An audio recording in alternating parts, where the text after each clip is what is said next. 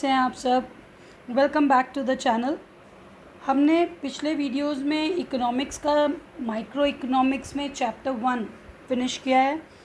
अब हम थोड़ा सा अकाउंट्स की तरफ चलते हैं। Let's talk about the very basic in accounts. पहले हम कुछ टर्म्स समझने की कोशिश करेंगे अकाउंट्स में, उसके बाद इसके कुछ चैप्टर्स को आगे लेके चलेंगे।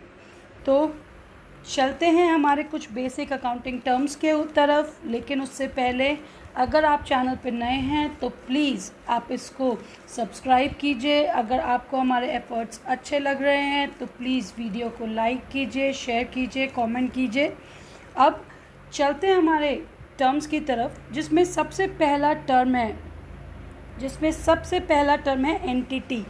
This is a most common term जो हम लोग सुनते हैं, एंटिटी। ये एंटिटी क्या है? देखिए बेटा, एक चीज़ को ध्यान में रखना है कि एंटिटी हर वो इकोनॉमिक यूनिट है। इकोनॉमिक मतलब जो किसी भी प्रकार का कोई ना कोई फाइनेंशियल नेचर का काम करती है, उसको हम बोलते हैं इकोनॉमिक यूनिट। ठीक है, कोई भी एक ऐसा एंटरप्राइज या कोई भी ऐसा यूनिट जो किसी भी प्रकार का फाइनेंशियल नेचर का काम करता है, उसको हम लोग बोलते हैं एंटिटी। वो बिजनेस एंटिटी भी हो सकती है और नॉन बिजनेस यूनिट भी हो सकता है। बिजनेस एंटिटी का मतलब जो प्रॉफिट मोटिव के लिए काम करे, और नॉन बिजनेस मोटिव का मतलब एनपीओज, नॉन प्रॉफिट ऑर्गेनाइजेशंस हो गई, सोसाइटीज़ हैं, क्लब्स हैं, ये सारी चीज़ें आती हैं नॉन बिजनेस यूनिट के अंदर। ठीक है, तो सबसे पहला अगर मैं देखूँ तो एंटिटी हर वो इकोनॉमिक यूनिट है जो बिज़नेस के लिए भी हो सकती है, नॉन बिजनेस भी। मतलब उसका मोटिव प्रॉफिट कमाना भी हो सकता है और प्रॉफिट नहीं कमाना भी हो सकता है। ठीक है, दूसरा is transactions. This is a very very very very important term which will be used very frequently, जिसको हम लोग बहुत ज़्यादा यूज़ करने वाले हैं। That is transaction. ट्रांजैक्शन का मतलब होता है बेटा, जब भी हम किसी भी चीज़ को मनी के लिए एक्सचेंज करते हैं, उसको हम कहते हैं ट्रांजैक्शन। मतलब अगर आपने कोई सामान खरीदा तो आपने सामान के बदले पैसे दिए, दिस इज़ ट्रांजैक्शन। आपने कोई सामान बेचा, आपने गुड्स के बदले पैसे लिए, दैट इज़ ऑल्सो ट्रांजैक्शन। ठीक है, तो कोई भी ऐसा exchange of goods and services जो आप पैसे के बदले में करते हैं, उसको हम कहते हैं ट्रांजैक्शंस। ठीक है, तो यहाँ पे हमारे पास कुछ कैरेक्टरिस्टिक्स हैं, कुछ फीचर्स हैं ट्रांजैक्शन के, जिसमें सबसे पहला है इट हैज़ फाइनेंशियल वैल्यू। इसका मतलब अगर कोई एक्सचेंज बिना मॉनेटरी वैल्यू के है, या कोई ऐसी चीज़ जिसको हम मेजर नहीं कर सकते मनी के टर्म्स में, उसको हम ट्रांजैक्शन नहीं बोलेंगे। एग्जाम्पल, मैंने आपसे कहा कि आपका घर बहुत सुंदर है। ठीक है, तो हम ये नहीं कह सकते कि कितने का सुंदर है, तो ये कभी भी ट्रांजैक्शन नहीं होगा। फिर it is supported by a source document. Source document का मतलब होता है इनवॉइस, जो इस बात को बताता है, जो इस बात को प्रूव करता है कि हाँ ऐसा कोई ट्रांजैक्शन हुआ है। ठीक है, तो उसको हम कहते हैं सोर्स डॉक्यूमेंट। जैसे बिल, इनवॉइस को हम कहते हैं bill. Bring change in the financial position, मतलब उस ट्रांजैक्शन के होने की वजह से आपके फाइनेंशियल पोजीशन में चेंज आ रहा है, या तो बढ़ रही है या कम हो रही है। आपके पैसे बढ़ रहे हैं, कम हो रहे हैं, सामान ज़्यादा हो रहा है, कम हो रहा है, वो सारी चीज़ें आती है किसके अंदर? ट्रांजैक्शन के अंदर। It has dual aspect. Her transaction का दो एस्पेक्ट होता है। पहला डेबिट, दूसरा क्रेडिट। मतलब कुछ ना कुछ आ रहा होगा तो दैट कम्स अंडर डेबिट, और कुछ ना कुछ जा रहा होगा दैट कम्स अंडर क्रेडिट। ठीक है, तो कुछ ना कुछ आ रहा होगा, कुछ ना कुछ जा रहा होगा। तो it always has two sides, that is first is receiving end second is giving. It has an impact on accounting equation. हम लोग आगे के वीडियोज़ में अकाउंटिंग इक्वेशन का चैप्टर भी पढ़ेंगे, तब हम लोग देखेंगे कि वो क्या होता है। तो यहाँ पे हम देखेंगे कि everything has impact on accounting equation. तो ट्रांजैक्शंस की फटाफट से कैरेक्टरिस्टिक्स मेरे साथ रिवाइज कर लीजिए। It has a financial value, it is supported by source document, ठीक है, इट हैज़ डुअल एस्पेक्ट और two sides, it has an effect on accounting equation and it brings the changes in the financial position. Then we have account क्या है? देखिए, accounting का एक basic जो sequence है वो पहले कहता है रिकॉर्डिंग, फिर कहता है क्लासीफाइंग। क्लासिफिकेशन में हम लोग क्या करते हैं? क्लासिफिकेशन में हम एक तरीके के ट्रांजैक्शंस को एक जगह पर लिखते हैं। हम एक तरीके के ट्रांजैक्शंस को एक जगह पर रखते हैं, उसको हम कहते हैं अकाउंट। जैसे मैं सेल से रिलेटेड सारे ट्रांजैक्शंस को एक ही जगह पर रखूँगा तो हम उसको कहेंगे सेल्स अकाउंट। ठीक है, जब मैं परचेज से रिलेटेड सारे ट्रांजैक्शंस को एक जगह पे रखूँगा तो उसको मैं कहूँगा परचेज अकाउंट। तो वो एक ऐसा हेड जहाँ पर हम एक तरीके के ट्रांजैक्शंस को रखते हैं, उसको हम कहते हैं अकाउंट। ठीक है, then we have capital. What does capital means? बेटा, कैपिटल वो एक इनिशियल अमाउंट है, एक ऐसा फिगर जो प्रोप्राइटर बिजनेस को स्टार्ट करने के लिए इन्वेस्ट कर रहा है।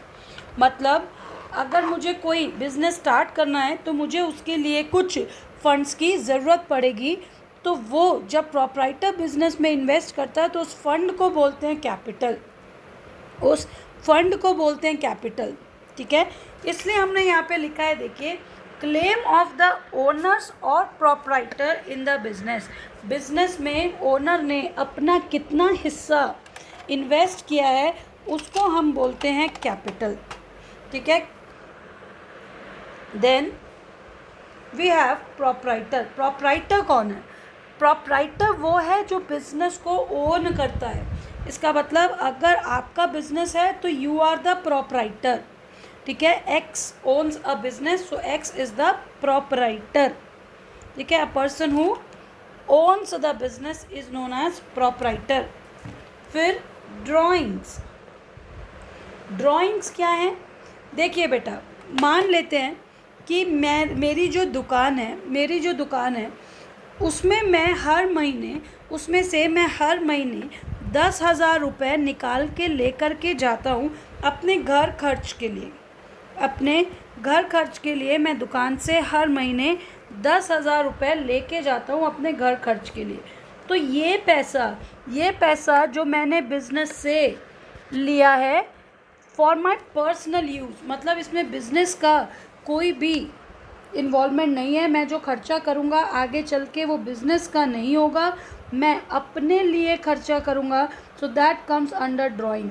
मैं चाहे कोई पैसा ले जाऊँ, मैं कोई सामान ले जाऊँ, या फिर मैं कोई एसेट ले जाऊँ, तो वो तीनों आएगी ड्राइंग्स के अंदर। अगर फर्म ने मेरे बिहाफ में मेरा कोई खर्चा भी पे किया है तो भी आप उसको ड्राइंग्स ही ट्रीट करेंगे। ठीक है, तो यहाँ पे हमारे 6 पॉइंट्स हो गए हैं बेटा, थोड़ा देख लीजिए ध्यान से। पहला इज़ एंटिटी, दूसरा इज़ ट्रांजैक्शंस, तीसरा is account, fourth is capital, fifth is proprietor, then we have drawings एक इम्पॉर्टेंट टर्म है जिसको हमने देख लिया है कि कोई भी चीज़ अगर हम अपने पर्सनल यूज़ के लिए बिजनेस से बाहर निकालते हैं तो that comes under drawings. Then we have liabilities, these are very very important words. Liabilities क्या है बेटा? लाइबिलिटी वो हर चीज़ है जो बिज़नेस को आगे चल के पे करनी है। ठीक है, अगर बिज़नेस को कोई भी चीज़ ऐसी है जो आगे चल के मुझे पे करनी है तब हम उसे कहते हैं लाइबिलिटीज़। देखिए, claim of amount against the business, that is आप कह सकते हो it is payable by the business. मुझे आगे चल के ये अमाउंट पे करना है तब हम उसको कहते हैं लाइबिलिटी। ठीक, तो 2 टाइप की लाइबिलिटी होती है बेटा। पहली टुवर्ड्स द ओनर्स, वो ऐसा पैसा जो बिज़नेस को अपने ओनर को ही वापस करना है वो हम कहते हैं इंटरनल लाइबिलिटी, जिसको हम नॉर्मली कह सकते हैं कैपिटल, ठीक है।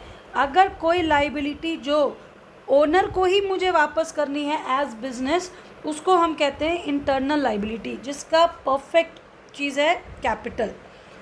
अगर कोई लाइबिलिटी मुझे बिजनेस के बाहर के लोगों को देनी है, ठीक है, अदर देन द ओनर्स, तब हम उसे कहते हैं एक्सटर्नल लाइबिलिटीज़।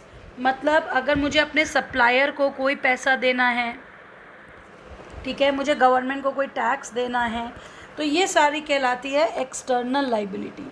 तो वो पैसा जो हम ओनर को पेएबल है वो हम कहते हैं इंटरनल लाइबिलिटी।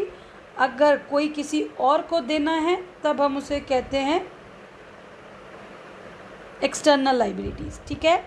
आई होप ये आपको क्लियर हो रहा होगा।